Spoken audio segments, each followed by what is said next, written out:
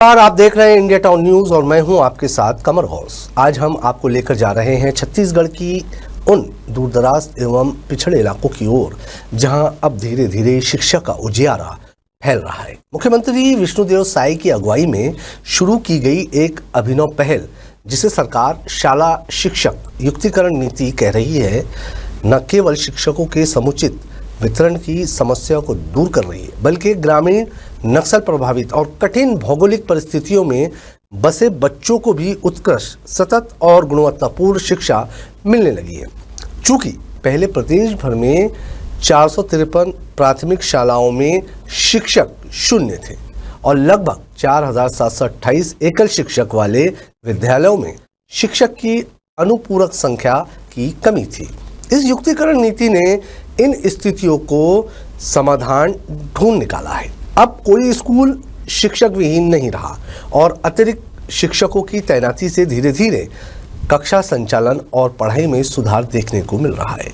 आइए इस समाचार पैकेज में हम विस्तार से जानेंगे कैसे ये नीति लागू की गई, इसमें शामिल प्रमुख सूत्र क्या रहे, इसका प्रभाव राजधानी से दूर के ग्रामीण आदिवासी इलाकों में किस तरह का रहा। देखिए हमारी ये खास रिपोर्ट।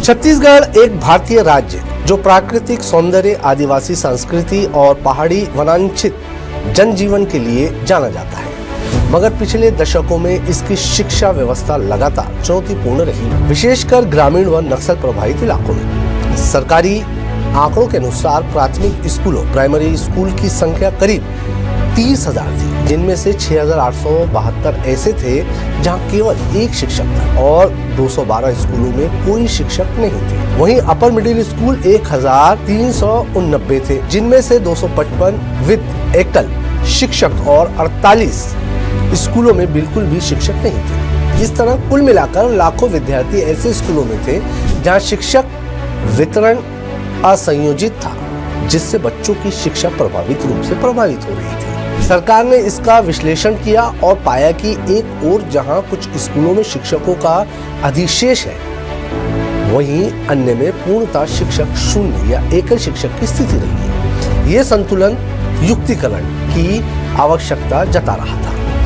मुख्यमंत्री विष्णुदेव साय के निर्देश पर शिक्षा विभाग ने शाला शिक्षक युक्तिकरण नीति की रूपरेखा तैयार की। इस नीति के 2 मुख्य फार्मूले निर्धारित किए गए। संयोजक उन स्कूलों से जहां छात्र संख्या 10 से कम थी, उन्हें नजदीकी स्कूलों में मर्ज किया गया ताकि बच्चों को भौगोलिक व शैक्षणिक सुविधा दोनों मिल सके। अब आप देखिए कि पिछले समय ऐसा ट्रांसफर हुआ पिछली सरकार में कि 300 स्कूल शिक्षक विहीन है, 5,000 स्कूल एक शिक्षकीय है और बहुत सारे मैदानी क्षेत्र के स्कूल हैं जहां स्टूडेंट से टीचर ज्यादा हैं। समझ रहे हैं, स्टूडेंट से टीचर ज्यादा हैं, तो इसको हम लोग बैलेंस कर रहे हैं। और कहीं कहीं एक ही परिसर में कई स्कूल हैं, 2-2, 3-3 प्राइमरी स्कूल हैं, कहीं बच्चे नहीं हैं। तो अगर हम उसको ठीक करते हैं, बच्चों के हित में शिक्षा का गुणवत्ता सुधारने के लिए अगर हम बैलेंस बनाना चाहते हैं, सब जगह हम शिक्षक देना चाहते हैं, तो इसमें क्या बुराई है। आज स्कूल ये कहा जा रहा है कि मतलब स्कूल बंद हो रहे हैं।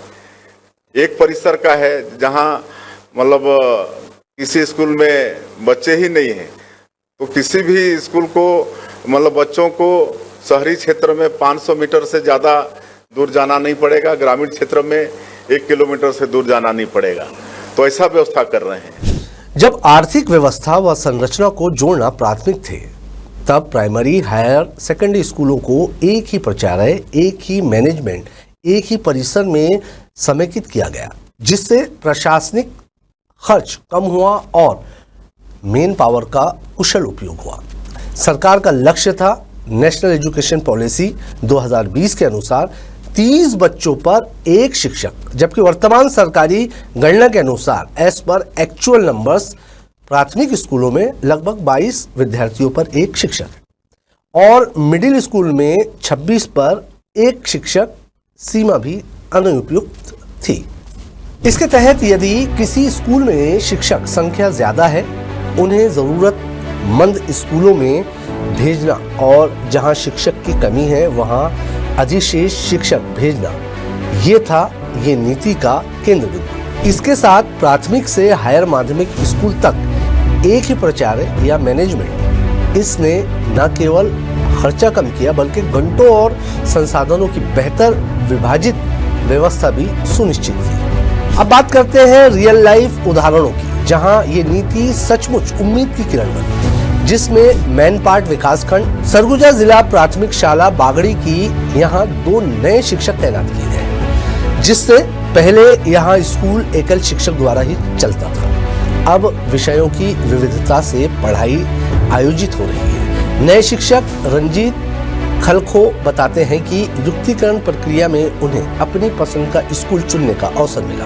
और उन्होंने बागड़ी को इसलिए चुना क्योंकि वो दूरस्थ क्षेत्र के बच्चों को शिक्षित कर अपना दायित्व और सौभाग्य मानते हैं। अब स्कूल में सभी विषय नियमित है, बच्चों की सीखने की गति तेज हुई और अभिभावकों का भरोसा बढ़ा, जिसका परिणाम उपस्थिति में स्पष्ट दिख रहा है। वहीं मोहल्ला मानपुर अम्बागढ़ चौकी जिला ग्राम कामकासुर जिला मुख्यालय से 65 से 70 किलोमीटर दूर है। नक्सल प्रभावित वनांचल का ये गांव पिछले 1 वर्ष से शिक्षक विहीन था। अब यहाँ प्रधान पाठक की पदस्थापना की गई है, पढ़ाई शिफ्ट हो चुकी है और ग्रामीणों में शिक्षा के प्रति उत्साह लौटा है। इसके बाद शक्ति जिला ग्राम भक्तोडेरा में यहाँ वर्षों एकल शिक्षक पर निर्भर प्राथमिक शाला अब 2 शिक्षकों के साथ चल रही है। पढ़ाई व्यवस्थित हुई है, उपस्थिति बढ़ी है, अभिभावकों का भरोसा मजबूत हुआ है। इन उदाहरणों से स्पष्ट है कि युक्तिकरण नीति ने न केवल शिक्षक उपलब्धता सुनिश्चित की बल्कि विद्यालय में पढ़ाई का स्तर,